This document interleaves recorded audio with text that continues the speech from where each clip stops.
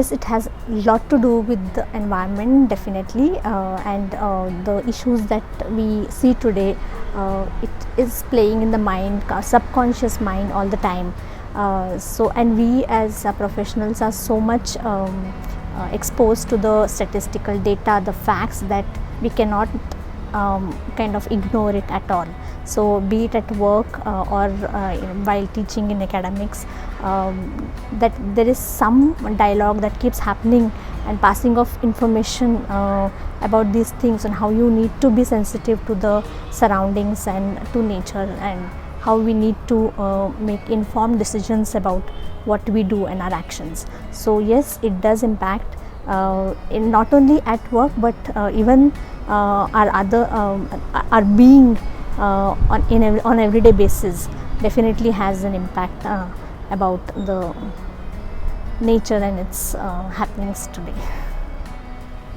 Yes, landscape architects are expected to be geologists, hydrologists, ecologists, anthropologists, and sometimes even vastu consultants. But when the site is quite complex, we actually ask the clients to hire experts in these individual fields who can actually bring in a lot of value onto the table. Landscape architects, I feel, are generalists who basically specialize in putting these jigsaw puzzle pieces together and making it a whole. But the actual pressure is in this, trying to balance between the will of the land and the expectations out of the site. We have to put in a lot of effort in convincing all the stakeholders, to how dedicated open spaces bring value and wellness to the people, rather than making the residual open spaces as green lawns. So pressure, I think, is created in a certain situations. For example, of course, when it comes to nature, there is a certain pressure that we should not intervene too much as landscape architects. The second is the pressure that is a market pressure that comes to us from the client sometimes.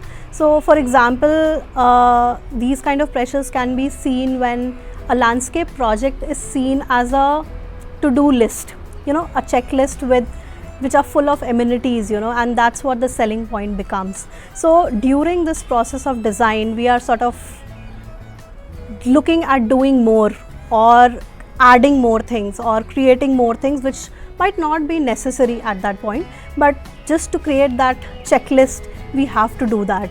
And at this point, I think the job of landscape architect becomes very, very important to sort of take a step back, guide the client, and look at two things naturally. One is to not intervene into nature so much and sort of see how you can restrict yourself. And the second is, of course, due to market pressures, you have to meet the client demands. So how we can bring that balance is the job of landscape architect, and that's what the pressure is. Yes, but it's more of a conscious decision to respect nature and work with it, rather work against it. I don't think there is much of pressure per se, but the idea of challenge is definitely there.